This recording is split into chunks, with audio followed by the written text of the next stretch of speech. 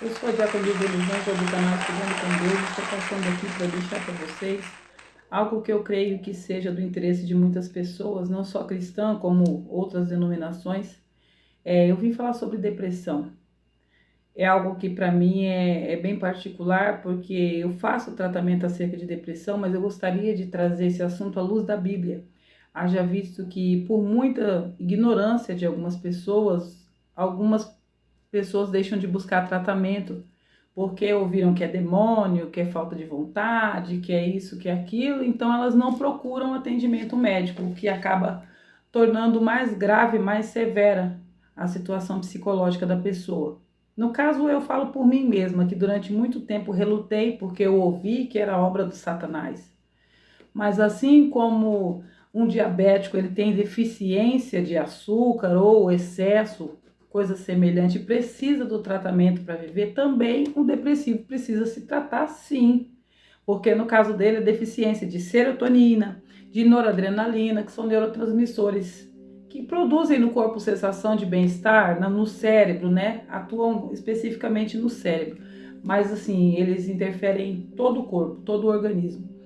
E eu vim falar porque, de tanto ouvir que era coisa do demônio, que isso e aquilo, eu durante muito tempo negligenciei o meu tratamento e eu sei o que isso me causa. Em lugar de tomar um medicamento e poder evoluir para uma recuperação e não precisar tomar nenhum, eu evoluí, eu regredi. Onde era um, acabou passando a ser dois, três ou até mais, né? Então, para que os cristãos sejam mais humanos, não falem daquilo que vocês não conheçam, não falem daquilo que vocês não está na área de domínio de vocês discutir, porque assim como você não vai falar para uma pessoa diabética para ela não usar insulina, para ela não se tratar, você não pode falar para um depressivo que ele não deve se tratar. Porque assim como a depressão, assim como qualquer problema cardíaco, qualquer problema respiratório, tudo se submete à vontade superior de Deus. Tanto a cura quanto a enfermidade. Tem gente que Deus pode curar? Sim, qualquer um. A questão é, ele quer curar? Ou ele vê necessidade em curar a pessoa naquele momento? Porque tem gente que trabalha melhor para Deus enfermo do que se for curado, porque aí vai procurar coisas que não agradam a Deus, né? E assim, não sejam ignorantes. Não mensure que é demônio, porque toda enfermidade ela é permitida por Deus.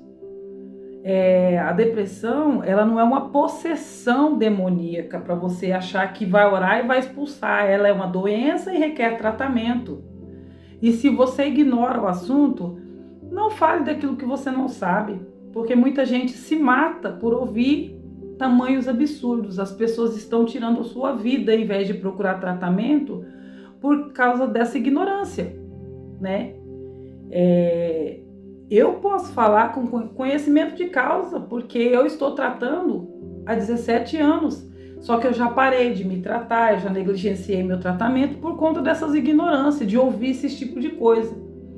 Então, assim como Deus, pela misericórdia dele, me preservou em vida, e eu posso estar falando isso, eu gostaria que todo cristão procurasse se aplicar e entender sobre esse assunto, para recomendar tratamento adequado e não falar que é coisa do diabo e que a pessoa precisa ser liberta. Porque doenças foram feitas para ser curadas. Libertação é algo espiritual. Eu gostaria de estar lendo, porque para muita gente que diz que é possessão demoníaca, para esclarecer a vocês que na Bíblia nós encontramos padrões de referência de pessoas que tiveram depressão. Deus estava intervindo em favor dela, sim, mas hoje Deus nos deu a medicina. Nós evoluímos, nós temos condições de ir até os médicos, clamar a Deus para ser liberto, para ser curado, mas de ir procurar atendimento médico, sim. E aqui no livro de Jeremias, no capítulo 20, eu gostaria de ler só a partir do versículo 7. Persuadiste-me, ó Senhor, e persuadido fiquei. Mais forte foste do que eu prevaleceste, sirvo de escárnio todo dia. Cada um deles zombam de mim.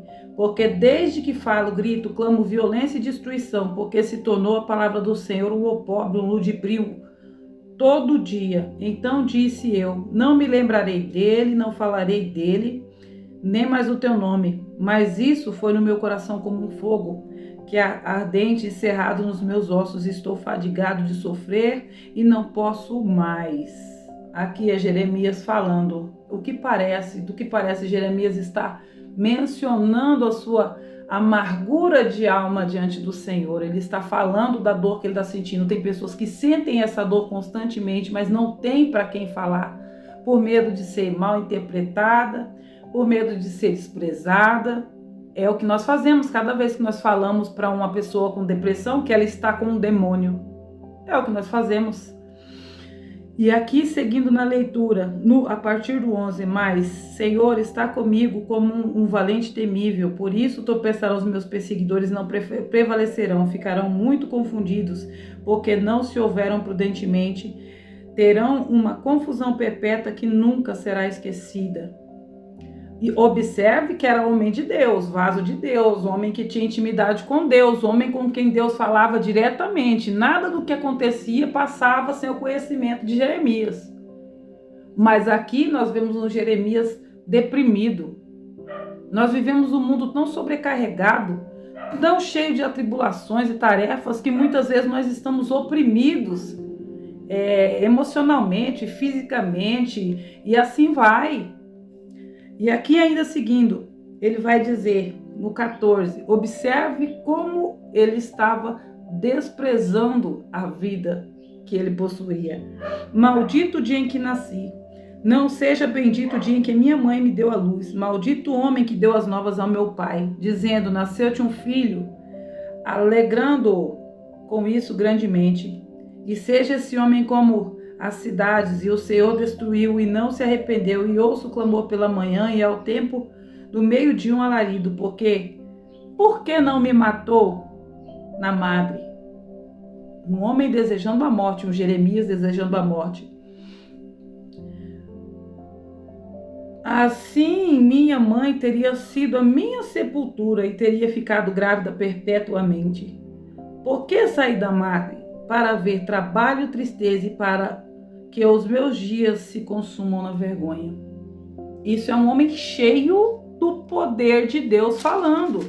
Isso é um homem cheio do Espírito de Deus falando. Ou seja, vem para cristão e não cristão. O dia mal vem para todos. E é ignorante eu pensar que porque eu não tenho um problema, o outro não tem. Se ele tiver, ele tem um demônio. Ele não tem um problema, ele tem um demônio.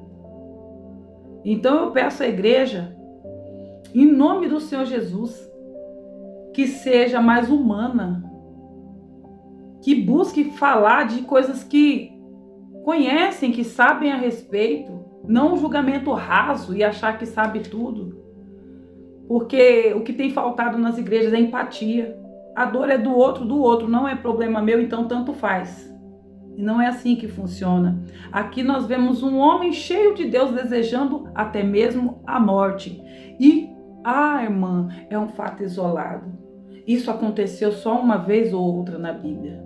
Eu tenho mais 2 parâmetros que eu pesquisei e posso citar agora, no presente momento. No livro de Jonas, no capítulo 4. Aleluia. Jonas foi até Nínive para levar a mensagem do Senhor.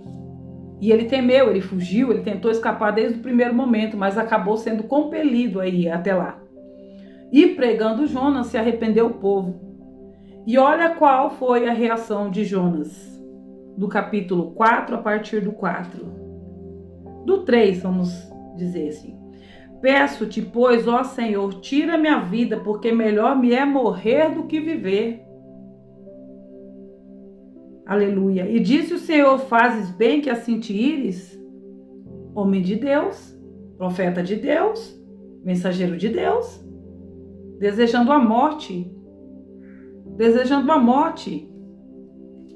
E voltando ainda aqui no livro de Reis, outro ainda maior, porque Jonas é um profeta menor, mas vamos falar aqui, aleluia, de Elias. Vamos falar de Elias. A partir do 1 Reis, do 19, e vendo ele, se levantou, e para escapar com vida, foi-se chegando a Berseba, que é de Judá, e deixou ali o seu servo. Aqui no 4. Ele, porém, foi ao deserto, caminho de um dia e foi sentar-se debaixo de um zimbro. Pediu para si a morte. Disse: já basta, não sou melhor que meus pais. Deitou-se e dormiu embaixo de um zimbro. A Bíblia vai seguir dizendo que veio um anjo, que alentou, que levantou, que fortaleceu, né? Mas hoje, qual que é a nossa parte? Nós temos problemas que são de saúde, são psicológicos, mas que necessitam de um tratamento. Nós não podemos negligenciar esse tratamento, porque a Bíblia diz que Deus dá sabedoria aos sábios, inteligência aos inteligentes. E diz também que as ciências se multiplicariam. Se hoje tem homens instituídos para cuidar da nossa saúde mental, é porque Deus permitiu. Se essa depressão está aí ou está aqui, é porque Deus permitiu. De alguma maneira, para algumas pessoas, a depressão é algo que vai aproximar de Deus. É o meu caso, eu me sinto bem e é o único lugar no qual eu realmente me alegro. Aí eu não gosto de festa, eu não gosto de ajuntamento, mas quando se trata da obra de Deus, eu me realizo nela. É nela que eu sou feliz, é nela que eu sou curada. Só que é uma cura diária. Todos os dias eu me curo um pouco na presença de Deus, todos os dias eu me curo um pouco. Mas isso não é motivo para me abandonar meu tratamento. Isso não é motivo para me dizer que a outra pessoa tem demônio, porque eu não tenho depressão, ela tem porque ela tem demônio. Para doença, para enfermidade é medicamento, tá? Só para constar. Porque esse tipo de pensamento mesquinho, ignorante, tem levado pessoas a se suicidarem. Então vamos ser mais sérios naquilo que a gente fala. Quando for um assunto que a gente não domina, a gente faz silêncio. Porque assim como alguns precisam de açúcar, alguns têm açúcar demais, uns precisam de gordura, outros têm gordura demais, uns precisam, o coração bate menos, outro bate mais. Todos esses necessitam de tratamento. Também uma pessoa com depressão. Se você não compreende, ao menos respeite. Porque até dessa palavra você vai prestar conta diante de Deus. A Bíblia diz que a gente não pode falar, julgar, porque a gente vai ser julgado. Aí eu tô vendo o outro com uma dor que eu não entendo, porque não tá uma ferida aberta ali, visível, que eu posso olhar e ver. Eu menosprezo a dor dele, eu digo que é frescura, eu digo que é demônio. Mas empatia.